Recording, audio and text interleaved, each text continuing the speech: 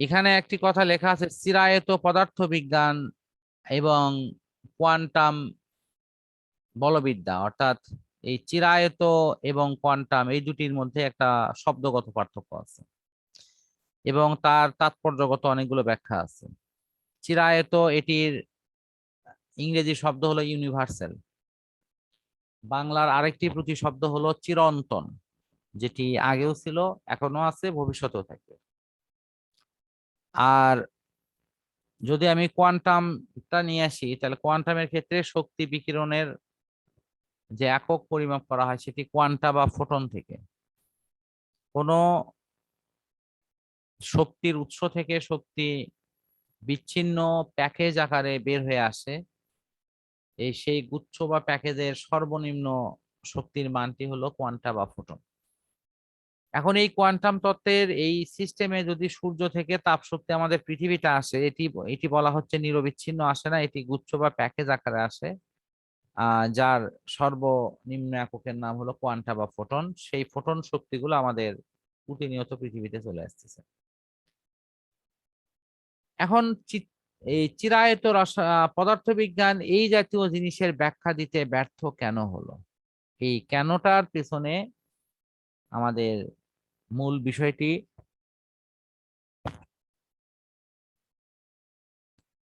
আমাদের কিন্তু জানতে হবে। আমরা জানি যে আলো যেটা অতি তীব্র লাল কালার ধারণ করে সেটি অনেক বেশি শক্তিশালী বলে আমাদের কাছে মনে হয়, কিন্তু আলোর যদি প্রকৃত শক্তি হিসাব করি সেটি নিয়ে আসে হলো কম্পাঙ্ক। আর যে আলোর কম্পাঙ্ক যত বেশি, সেই আলোটি তত বেশি শক্তিশালী। তো এই হিসেবে দেখা যায় সবচেয়ে শক্তিশালী আলো হলো তোমার বেগুনি এবং ব্লু কালারের আলো, কারণ এদের কম্পাঙ্কটা অনেক অনেক বেশি। কিন্তু এটি আমাদের কাছে কিন্তু খুবই ক্ষীণ আলো। আপাত দৃষ্টিতে মনে হবে এটি দুর্বল আলো, কিন্তু কোয়ান্টাম মেকানিক্স বা যেটিতে তাড়িত চুম্বক তরঙ্গের শক্তিকে তরঙ্গ এর কম্পাঙ্ক বা এর সিস্টেমে যদি আমরা এটিকে কম্পেয়ার করি, তাহলে দেখা যাবে যে এটি ক্ষীণ ব্লু কালারের আলো বা বেগুনি কালারের আলোটি বেশি শক্তিশালী। এখন আমাদের মানব মনের মস্তিষ্কের যে অনুভূতি সেটি কিন্তু এটাকে সাপোর্ট করে না। সে বলবে যে না, লাল কালারের তীব্র আলো পড়ছে, সেখানে সমস্ত কিছু উজ্জ্বল হয়ে উঠছে, সুতরাং এটি শক্তিশালী হবে। আমরা এরকম দেখি যে যখন কারেন্ট ঝালাই করে তখন, অথবা কোথাও যদি বজ্রপাত হয়ে সেখানে আগুন ধরে যায় অথবা নানাবিধ দুর্ঘটনা ঘটার উপক্রম হয়, সেখানেও কিন্তু এ ধরনের আলোর ঝলকানি পড়ে। প্রচন্ড তীব্র চোখ ঝলসানো আলো কিন্তু সেখানে এসে উপস্থিত হয়। এই যে চোখ ঝলসানো আলো দেখে আমাদের চিরায়ত পদার্থবিজ্ঞান বলতেছে এটি শক্তিশালী আলো, আমাদের চোখও বলতেছে এটি শক্তিশালী আলো, কিন্তু কোয়ান্টাম মেকানিক্স কিন্তু সেটি বলে না। কোয়ান্টাম মেকানিক্স এর মূল বিষয়টি হলো এটি কম্পাঙ্গের সাথে রিলেটেড।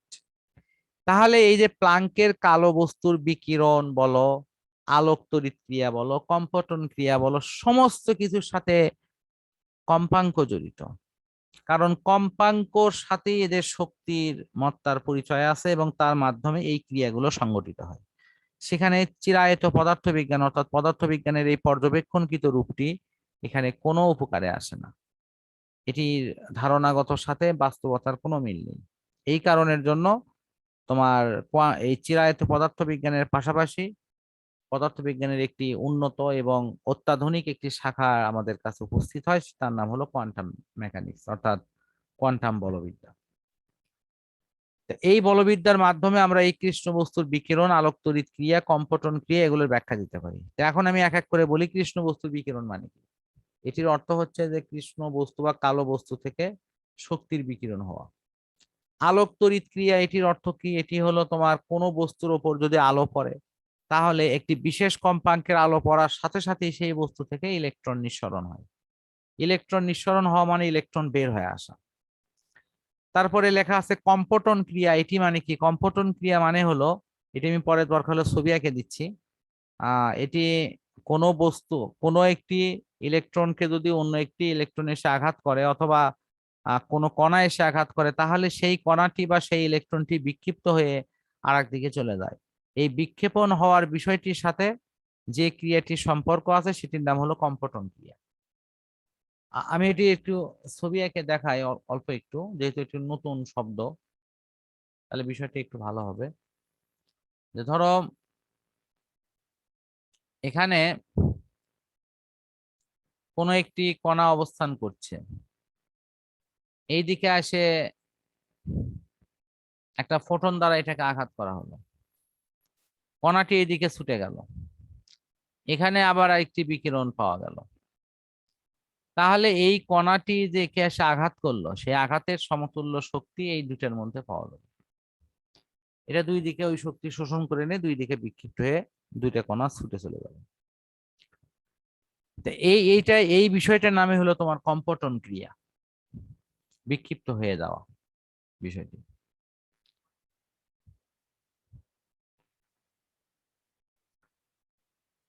তো আমার মনে হয় যে মূল এখানে একটি গুরুত্বপূর্ণ তথ্য আছে, সেটি দেখো। যখন একটি কৃষ্ণ বস্তুকে অধিক উত্তপ্ত করা হয়, তখন এটি বিস্তীর্ণ পাল্লার তরঙ্গ দৈর্ঘ্যের বিকিরণ নির্গত করে। তাপ বিকিরণের যে বৈশিষ্ট্য ধর্ম তাপমাত্রার উপর এগুলো কিন্তু নির্ভরশীল। তো ফলশ্রুতিতে দেখা যায় কৃষ্ণ বস্তুর বিকিরণের পরীক্ষালব্ধ ফলাফলের ভিত্তিতে প্রায় 1650 কেলভিন তাপমাত্রায় তরঙ্গ দৈর্ঘ্য এবং বিকিরণ ক্ষমতার যদি লেখচিত্র অঙ্কন করানো হয়, তাহলে তার রূপটি কেমন হবে এবং সেক্ষেত্রে তাদের এই তরঙ্গ দৈর্ঘ্যের সাথে শক্তির কি সম্পর্ক থাকবে সেটি কিন্তু এখানে উল্লেখ করা আছে। তো সেখানে দেখানো হয়েছে তরঙ্গ দৈর্ঘ্যের সাথে তোমার শক্তির কম বেশি হওয়ার বিষয়টি। তরঙ্গ দৈর্ঘ্যের সাথে যেহেতু তোমার কম্পাঙ্কের সম্পর্ক বিপরীত, সেক্ষেত্রে এখানেও সম্পর্কটা বিপরীতই হবে। এখন কৃষ্ণ বস্তু তাপমাত্রার ক্ষেত্রে আমরা তোমার বিজ্ঞানী ভিন এর প্রবর্তিত একটি সরণ সূত্র এখানে আলোচনা করব। সেই সূত্রে কি দেওয়া হয়েছে যে কৃষ্ণ বস্তুর সর্বোচ্চ বিকিরণের তরঙ্গ দৈর্ঘ্য পরম তাপমাত্রা সমানুপাতিক, ব্যস্তানুপাতিক। অর্থাৎ তাপমাত্রা বৃদ্ধি পেলে তরঙ্গ দৈর্ঘ্য কমে যায়, তাপমাত্রা হ্রাস পেলে তরঙ্গ দৈর্ঘ্য বৃদ্ধি পায়। এটি হলো এখানকার মূল উত্তর। তাহলে আমার মনে হয় কৃষ্ণ বস্তুর বিকিরণ, কম্পটন ক্রিয়া, আলোক তড়িৎ ক্রিয়া এগুলো মোটামুটি বুঝতে পারছো। আলোক তড়িৎ ক্রিয়ার ঘটনাটা কিন্তু খুবই নর্মাল ঘটনা, অর্থাৎ কোনো বস্তুর উপর আলো পড়লো তাহলে সেখান থেকে তড়িৎ নির্গত হলো, মানে শক্তি নির্গত হলো, সেটির নামই হলো আলোক তড়িৎ ক্রিয়া। জি স্যার, বুঝছি। আচ্ছা, তাহলে আমার মনে হয় যে আমরা এই পর্যন্ত এই পড়াটির ক্যালকুলেশন রাখতে পারি, এখানে আর তেমন গুরুত্বপূর্ণ কিছু নেই। এখানে এরপরে এখানে একটি তোমার লেখচিত্র দেওয়া আছে শক্তি বন্টন নিয়ে। তরঙ্গ দৈর্ঘ্যের সাথে শক্তির একটি রেঞ্জ করে দেয়া আছে। তো সেখানে দেখানো হচ্ছে তরঙ্গ দৈর্ঘ্যের মান যত বাড়বে শক্তিটা কিন্তু ততই ডাউন হবে, কিন্তু সবসময় ডাউন হবে না, শুরুর থেকে কিন্তু শক্তির মান বৃদ্ধি পাইছে, বৃদ্ধি পায় তারপরে কিন্তু আস্তে আস্তে কমে গেছে। তো প্লাং ম্যাক্সওয়েলের সূত্রের বন্টন অনুসারে কৃষ্ণ বস্তুর একক আয়তনে যে শক্তি বা ঘনত্বর যে বিষয়টি সেটা কিন্তু এখানে উল্লেখ করা আছে। E D lambda is equal to 8 pi H F by E to the power H F K T আর মাইনাস হলো 1।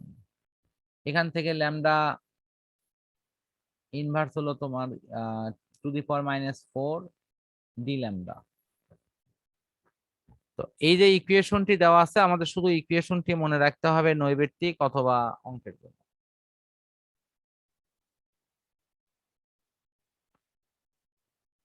ই is equal to H F, এটা তুমি 9 10 পড়ছো, মনে করে দেখো,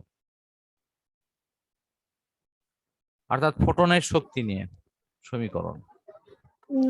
জি স্যার। আচ্ছা, ফাইন। তাহলে আজকে আমরা শেষ শেষ পড়ার দিকে মোটামুটি এসে গেছি। সেটি হলো আমি এক্স রে পড়াবো, এক্স রে পরেই ছুটি হয়ে যাবে আজকে ইনশাল্লাহ। তা এক্স রেটার ক্ষেত্রে এটি আমাদের 9-10 বেজের পড়া অনেকটা।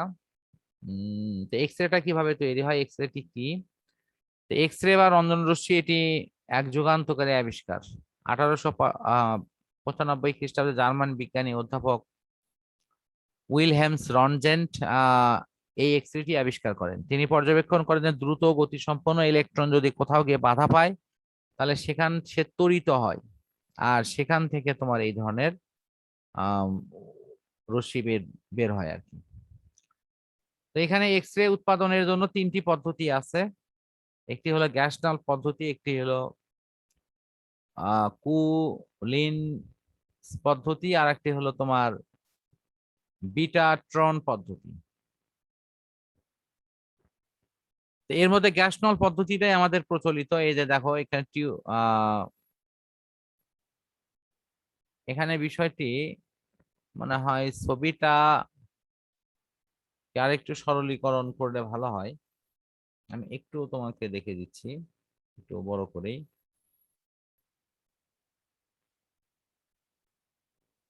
এখানে করা হয়েছে কি,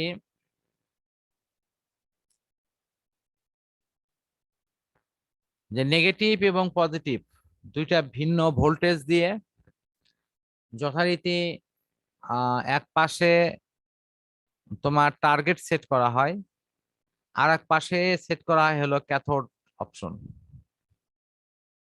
তো টার্গেট যেখানে সেট করা হচ্ছে সেখানে কিন্তু ইলেকট্রন এসে আছড়ে পড়বে, আর অন্যদিকে তাপায়নিক ইলেকট্রন অর্থাৎ প্রচন্ড তাপে যে ইলেকট্রনটি বের হয় সেই ইলেকট্রন গুলো বের হয়ে কিন্তু এখানে ওই লক্ষ্যবস্তু অর্থাৎ টির গায়ে কিন্তু আছড়ে পড়বে।